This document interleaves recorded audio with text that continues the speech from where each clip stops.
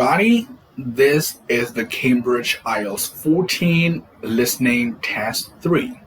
Okay, as you all have already known, in section 1, there will be 2 or more speakers having a conversation or explaining the information.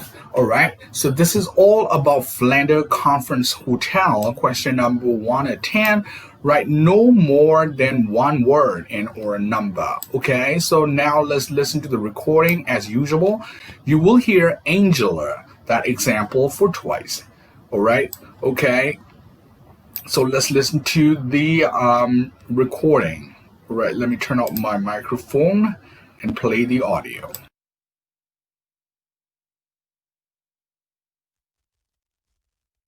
IELTS 14, Tests 1 to 4. Published by Cambridge University Press and Uckles 2019. This recording is copyright.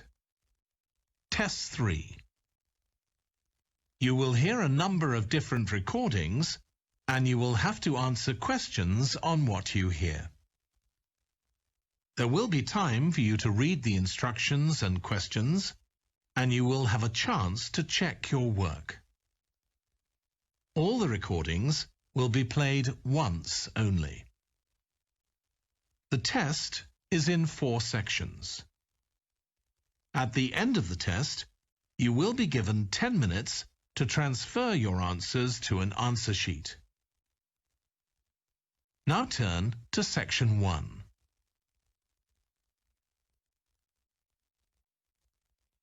Section 1. You will hear a man phoning the customer services manager of a hotel to get information about holding a conference there. First, you have some time to look at questions 1 to 5.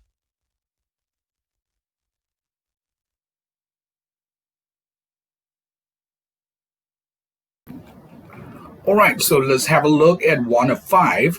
But how many words can we write? Don't forget, no more than one word, okay? So number 1, conference facility, the blank room for talk, just one word. What room is that, okay? And projector and something else available, just one word. Area for coffee and N. So there has to be a word that starts with vowel sound, all right? And free blank throughout. So free what? Free something. You don't have to pay for it. Okay, from the beginning to the end throughout. And a standard buffet lunch costs, this is the dollar sign. So how much? Okay, per head, per person, how much? Okay, so question number 1 to 5, let's listen out for it. And there will be a short break, and there's going to be 6 to 10. All right, so let's listen out for questions 1 to 5.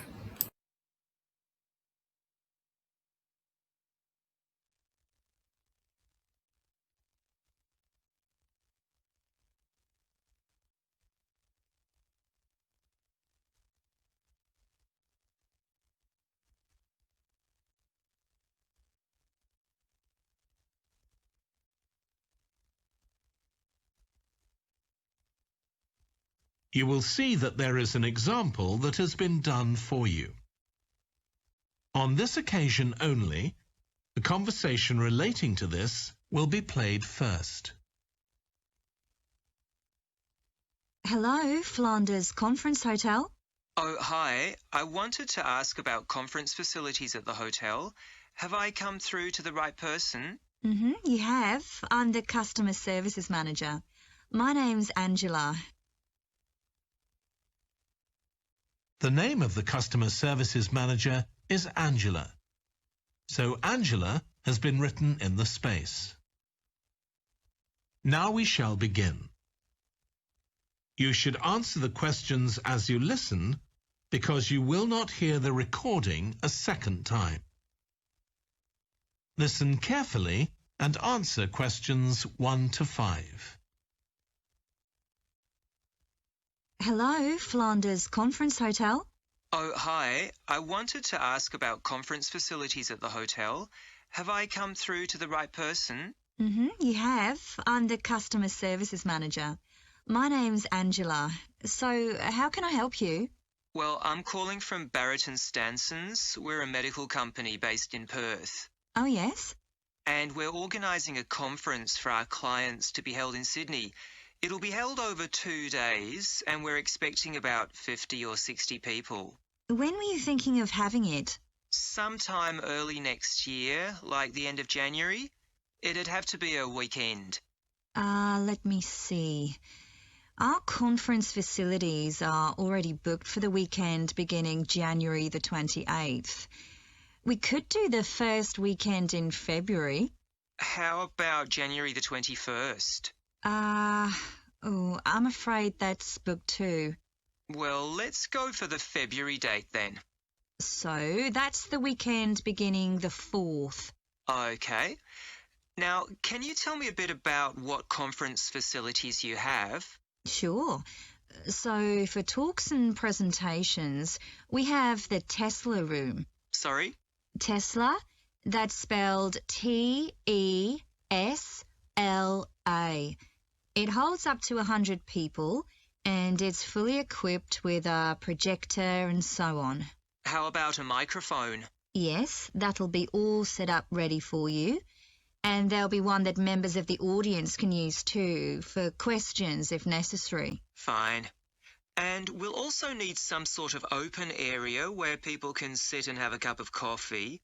And we'd like to have an exhibition of our products and services there as well, so that'll need to be quite a big space. That's fine. There's a central atrium with all those facilities, and you can come before the conference starts if you want to set everything up. Great. And I presume there's Wi-Fi? Oh, yes. That's free and available throughout the hotel. Okay.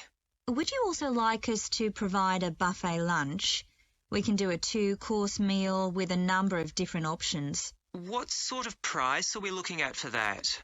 Well, I can send you a copy of the standard menu.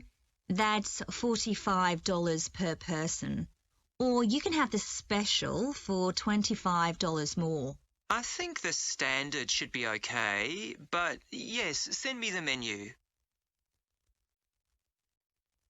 Before you hear the rest of the conversation, you have some time to look at questions 6 to 10.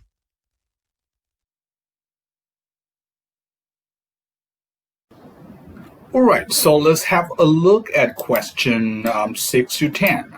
All right, so again, no more than one word, just one word. All right, so accommodation room will cost is a dollar sign, so how much, including breakfast. All right, other facilities, the hotel also has a spa. All right, and rooftop something on the roof. And there's a free shuttle service. It's like bus or something. The shuttle service to the where is the place. All right, location, where is that? Wilby Street, quite near the something, a place. Well, near what? And near to restaurants and many, so it's a plural noun here. All right, so let's get it done. All right.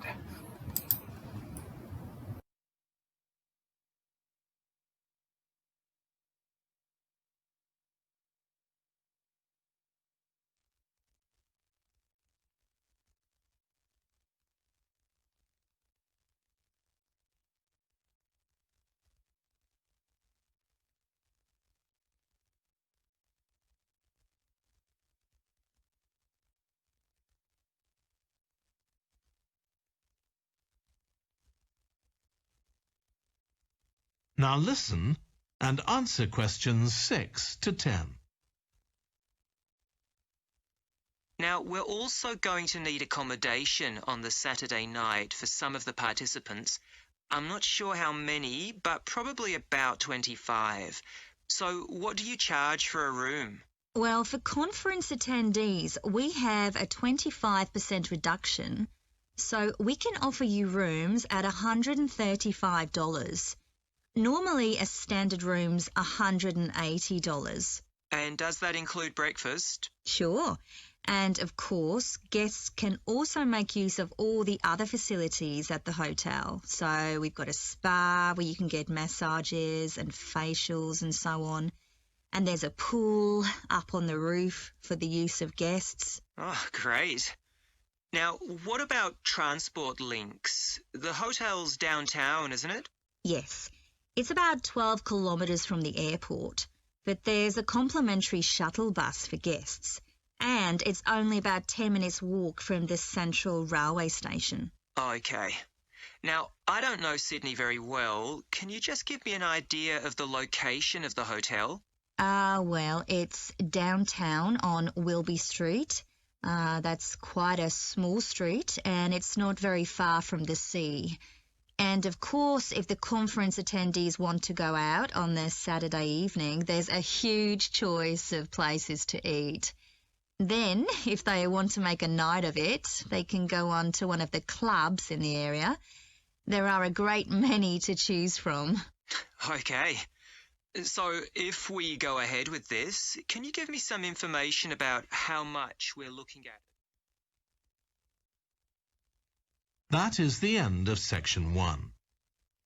You now have half a minute to check your answers.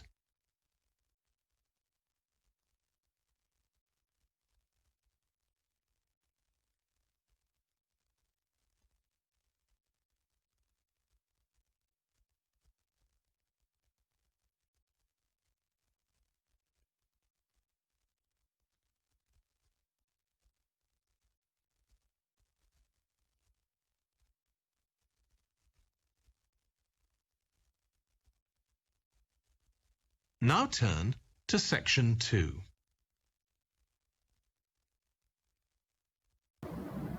All right, so that's the end of the section 1. How was it? Was it okay? All right, let's move on to section 2, shall we? So it's time for section 2, and there's a woman. She is going to talk to a couple of volunteers. It's all about volunteering. All right, so there's going to be just one speaker talking, and the questions are from question number 11 to 20. But first, you've got to listen out for questions 1 to 14 first, okay? And there's going to be a short break after that, and 15 to 20 comes later. All right, so now let's look out for question number 11 to 12 here, and 13 to 14. All right, so question 11 to 12, you've got to choose 2 activities, all right? 2 activities that the volunteers do are mentioned. You've got to decorate or clean or delivering meals, shopping, and child care. You got to choose 2 of them. All right.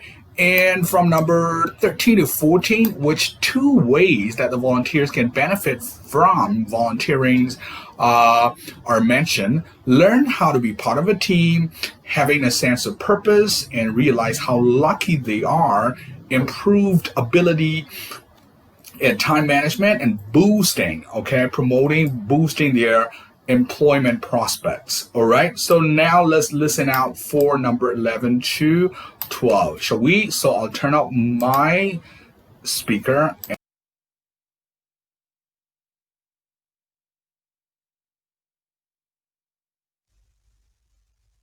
Section 2. You will hear a woman talking to a group of college students about volunteering to help other people. First, you have some time to look at questions 11 to 14.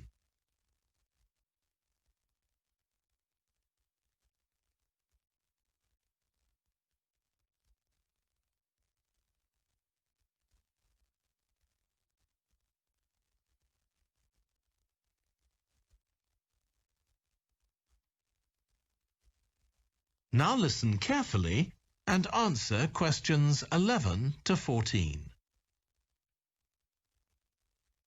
Good morning. My name's Lucy Crittenden, and I'm the Director of Operations for an organisation that arranges volunteering in this part of the country.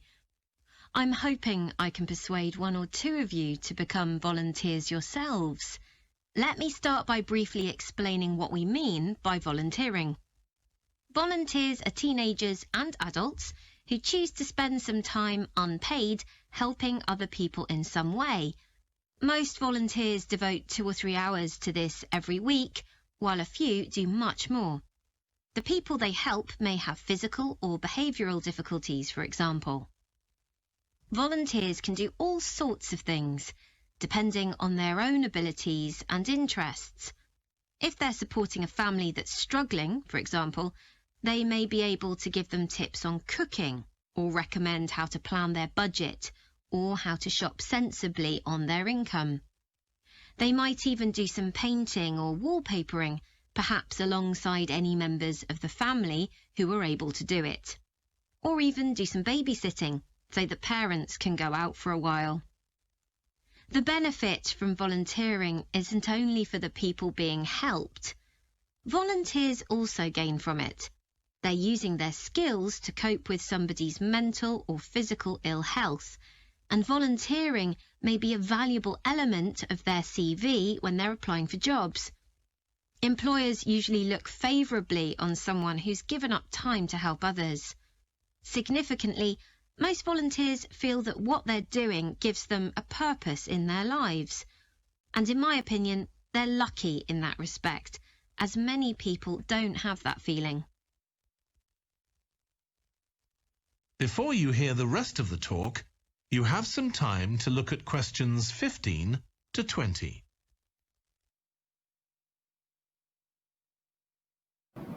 All right. So how was it? Let's look at the question 15 to 20. Shall we? What do we have to do? All right. So it's matching. Let me make it a little smaller. All right. Okay. So here, what has each of the following volunteers helped someone to do? Okay, choose 6 answers from the box and write the correct letter ADG next to the question 15 to 20. All right, so here, volunteers, there are, let me make it a little much smaller. All right, I hope you can still read it. All right, okay, so there are 6 volunteers. Habib, Consular, Maintainer, Alexi, and Juba. All right, so you've got to choose. You've got to match with number A to G. Right, what volunteers have helped people to do. All right, so number A, overcome physical difficulties. All right, number B, rediscover skills not used for a long time, forgotten, not used for a long time.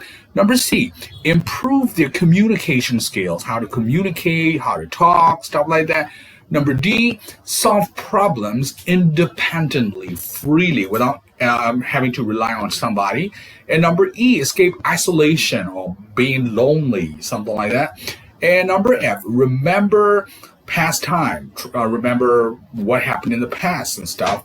And number G, start a new hobby. Okay, so number 15 to 20, you're going to be matching with number A to G. All right, so let's listen out for it and match correctly.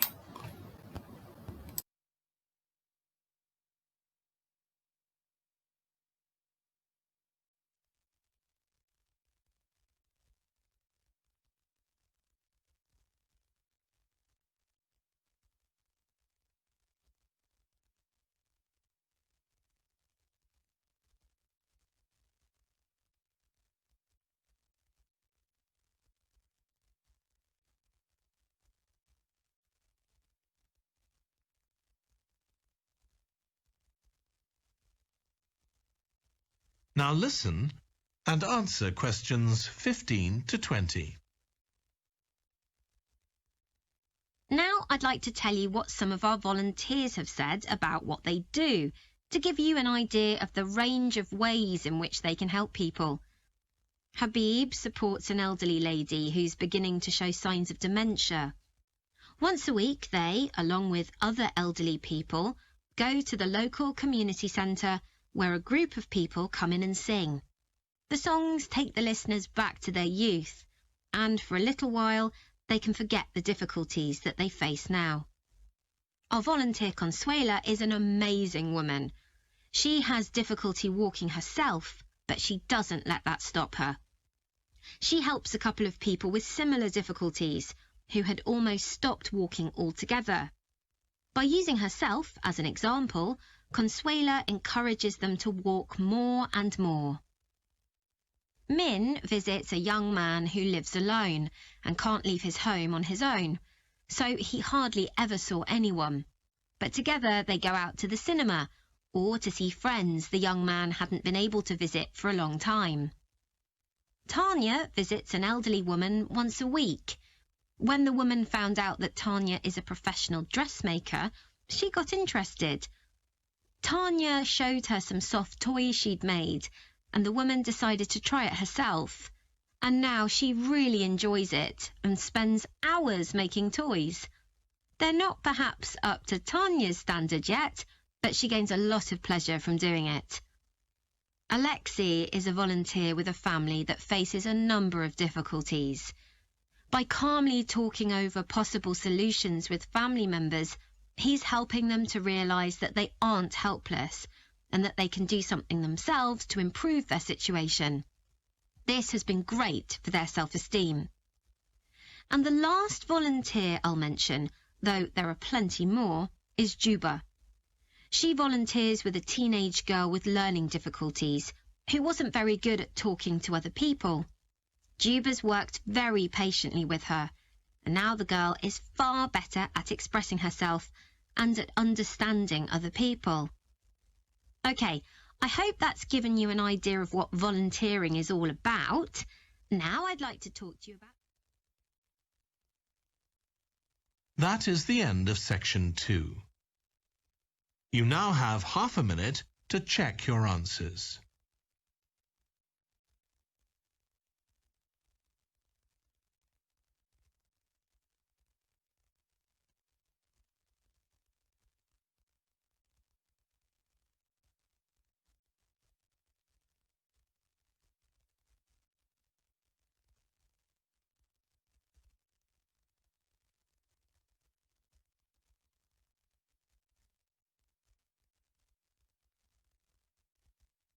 Now turn to section 3.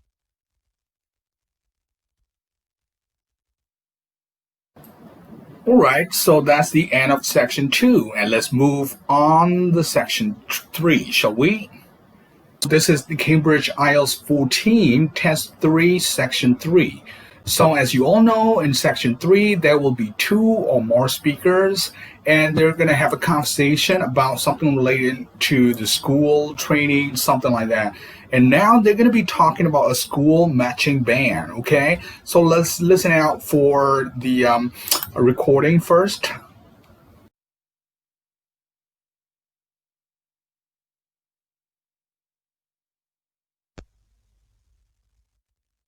Section 3.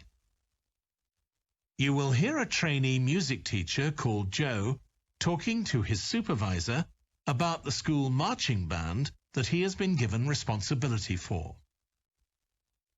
First, you have some time to look at questions 21 to 26.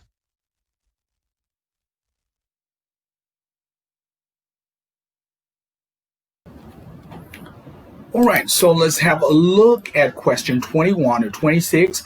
One word, just one word, and or a number. Okay, don't forget.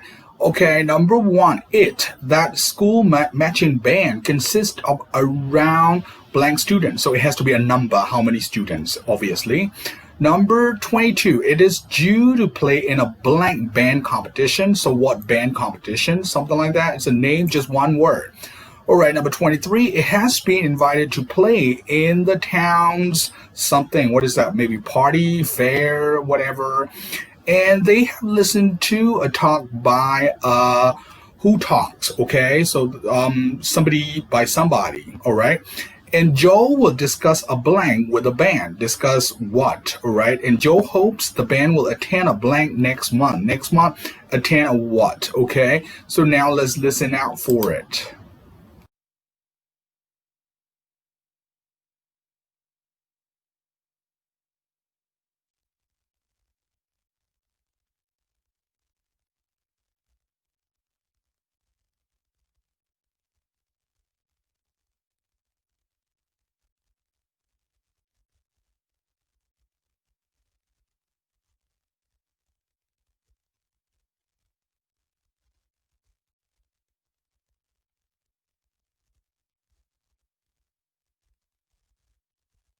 Now listen carefully and answer questions 21 to 26. So, how are you getting on with your teaching practice at the high school, Joe? Well, I've been put in charge of the school marching band, and it's quite a responsibility. I'd like to talk it over with you. Go ahead. You better start by giving me a bit of background. Okay. Well, the band has students in it from all years. So they're aged 11 to 18, and there are about 50 of them altogether. It's quite a popular activity within the school. I've never worked with a band of more than 20 before, and this is very different. I can imagine. They aren't really good enough to enter national band competitions, but they're in a regional one later in the term. Even if they don't win, and I don't expect them to, hopefully it'll be an incentive for them to try and improve. Yes, hopefully. Well, now the town council's organizing a carnival in the summer, and the band has been asked to perform. If you ask me, they aren't really up to it yet, and I need to get them functioning better as a band, and in a very short time. Have you been doing anything with them? Apart from practicing the music, I mean. I played a recording I came across of a drummer talking about how playing in a band had changed his life. I think it was an after-dinner speech. I thought it was pretty inspiring because being in the band had stopped him from getting involved in crime. The students seemed to find it interesting, too. That's good. I'm planning to show them that old film from the 1940s, Strike Up the Band, and talk about it with the students. What do you think? Good idea. As it's about a school band, it might make the students realize how much they can achieve if they work together. That's what I've got in mind. I'm hoping I can take some of the band to a parade that's going to take place next month. A couple of marching bands will be performing, and the atmosphere should be quite exciting. It depends on whether I can persuade the school to hire a coach or two to take us there. They sound like good ideas to me. Thanks. Before you hear the rest of the discussion, you have some time to look at questions 27 to 30.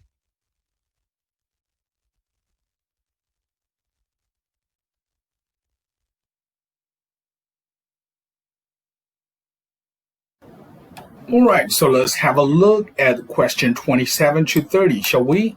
All right, so they're here. Oh, that's matching.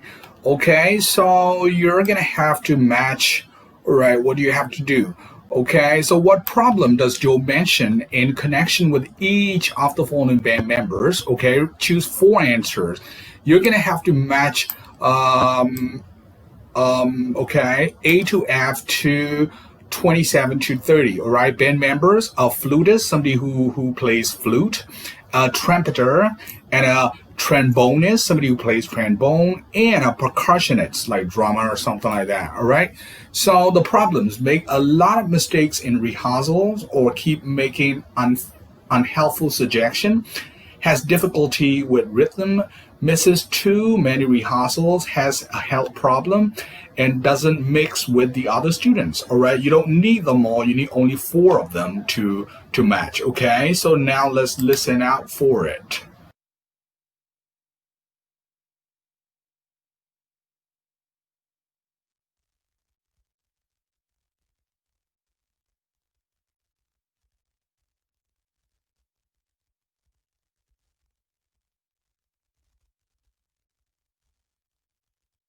Now listen and answer questions 27 to 30. Can I tell you about a few people in the band who I'm finding it quite difficult to cope with? I'm sure you'll have some ideas about what I can do. Go ahead. There's a flautist who says she loves playing in the band. We rehearse twice a week after school, but she's hardly ever there. Then she looks for me the next day and gives me a very plausible reason. She says she had to help her mother, or she's been ill, but to be honest, I don't believe her. Oh dear. Any more students with difficulties? Plenty. There's a trumpeter who thinks she's the best musician in the band, though she certainly isn't. She's always saying what she thinks other people should do, which makes my job pretty difficult. She sounds a bit of a nightmare. You can say that again. One of the trombonists has got an impressive sense of rhythm and could be an excellent musician, except that he has breathing difficulties, and he doesn't really have enough breath for the trombone. He'd be much better off playing percussion, for instance, but he refuses to give up, so he ends up only playing half the notes. I suppose you have to admire his determination. Maybe.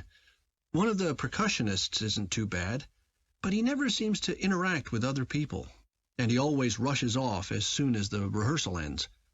I don't know if there are family reasons or what, but it isn't good in a band where people really need to feel they're part of a group. There are others too, but at least that gives you an idea of what I'm up against. Do you have any thoughts about what I can do, Lizzie? That is the end of section 3. You now have half a minute to check your answers.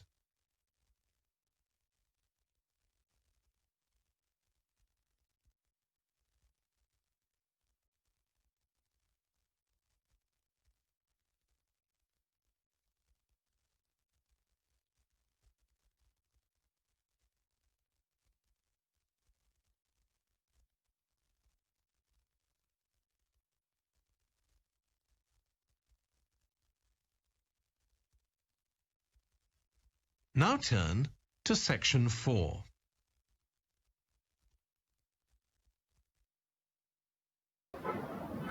All right, so let's move on to section 4, shall we? So this is section 4 of Cambridge IELTS 14 Test 3. Okay, as usual in section 4, you will hear only one speaker, most likely university lecturers giving a lecture to a university class. All right, and there will be a very short, very short break in between, unlike the other sections where you get like half a minute, but now you'll have probably 5 to 10 seconds break. So you have to look out for question number 31 to 40 before you start. Okay, and here, this is section 4. One word, just one word, fill in the blanks, one word. If you write more than one word, you won't get the mark. Okay, it's about concerts in the University Art Festival. Okay, so now let's listen out for the recording, and after that, we will analyze the question. So now let's listen out for the recording first.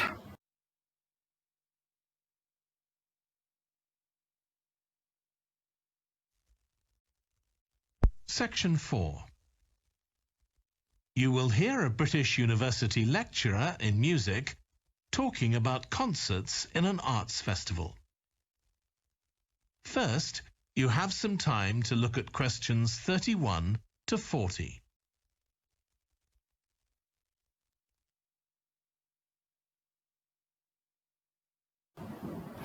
All right, so let's analyze the question first, okay? It has to be pretty quick in a real exam. All right, so there are two concerts. Concert 1 is about an Australian composer, Lisa Lim. Studied piano and blank before turning to composition. So what else? What other instrument or what other subject that she studied, all right, apart from piano?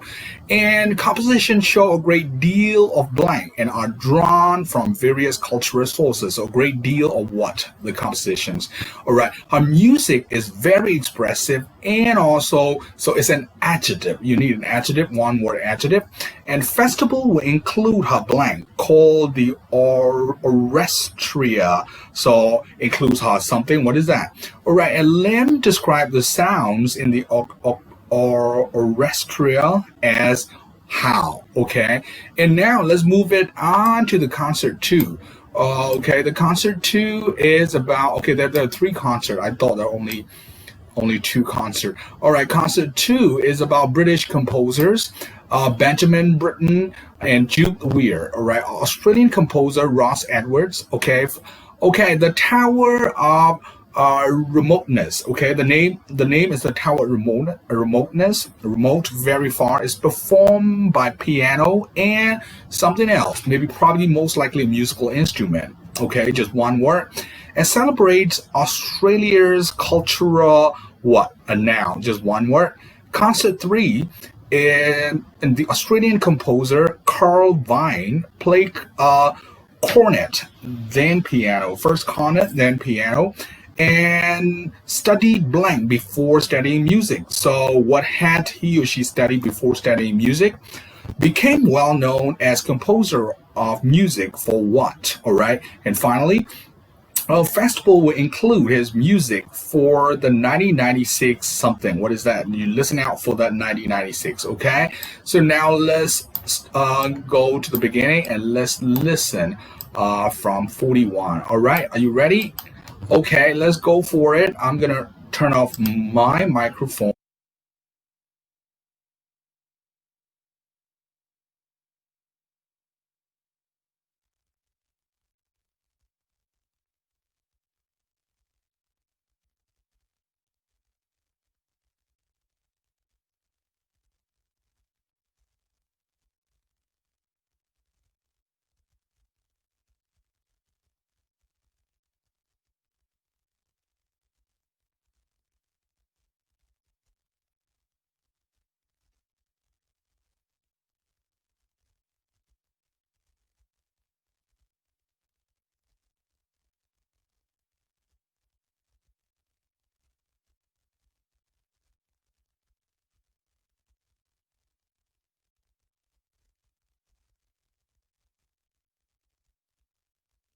Now listen carefully and answer questions 31 to 40.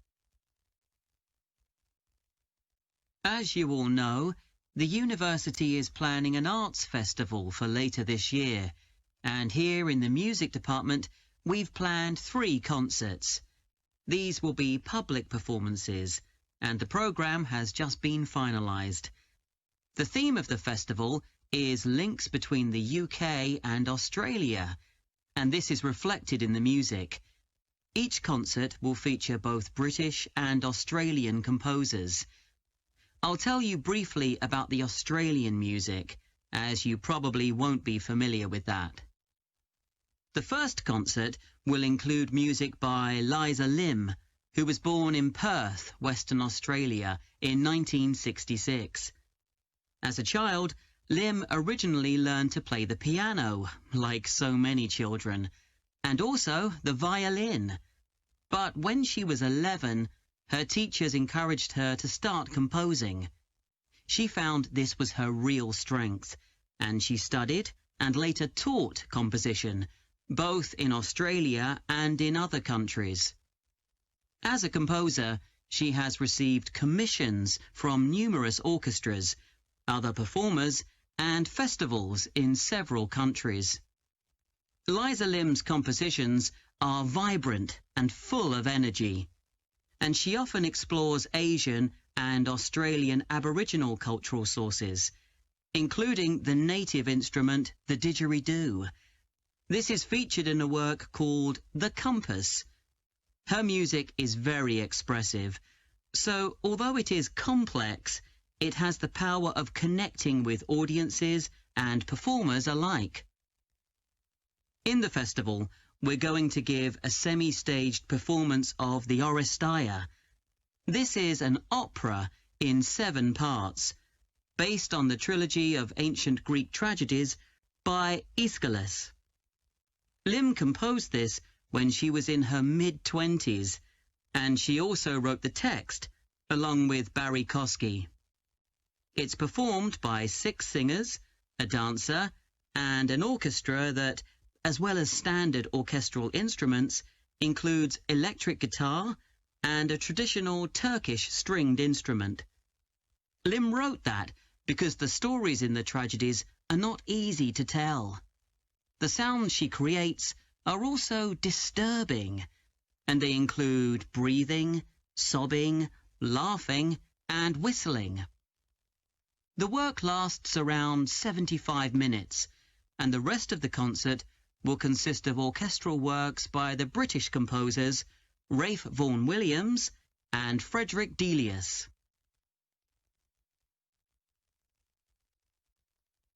Moving on now to our second concert. This will begin with instrumental music by British composers Benjamin Britten and Judith Weir. After the interval, we'll go to Australia for a piece by Ross Edwards, The Tower of Remoteness. According to Edwards, the inspiration for this piece came from nature, when he was sitting alone in the dry bed of a creek, overshadowed by the leaves of palm trees, listening to the birds and insects. The Tower of Remoteness is scored for piano and clarinet. Edwards says he realized years after writing the piece that he had subconsciously modeled its opening phrase on a bird call. Ross Edwards was born in 1943 in Sydney, Australia, and studied at the Sydney Conservatorium of Music and the Universities of Adelaide and Sydney. He's well known in Australia, and in fact, he's one of the country's most performed composers. He's written a wide range of music, from symphonies and concertos to some composed specifically for children. Edwards's music has been described as being deeply connected to Australia, and it can be regarded as a celebration of the diversity of cultures that Australia can be proud of. The last of the three Australian composers to be represented in our festival is Carl Vine. Born in 1954, Vine, like Liza Lim, comes from Perth, Western Australia. He took up the cornet at the age of 5, switching to the piano 5 years later. However, he went to university to study physics before changing to composition. After graduating, he moved to Sydney and worked as a freelance pianist and composer. Before long, he had become prominent in Australia as a composer for dance, and in fact has written 25 scores of that type. In our third concert, Vine will be represented by his music for the flag handover ceremony of the Olympics held in 1996. This 7-minute orchestral piece was of course heard by millions of people worldwide, and we'll hear it alongside works written by British composers Edward Elgar and, more recently, Thomas Adès. That is the end of section 4. You now have half a minute to check your answers.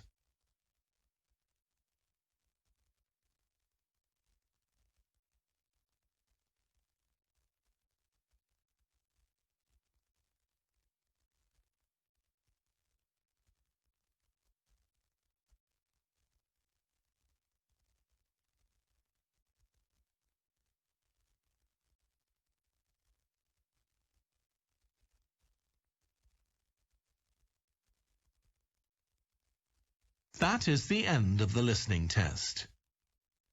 In the IELTS test, you would now have 10 minutes to transfer your answers to the answer sheet.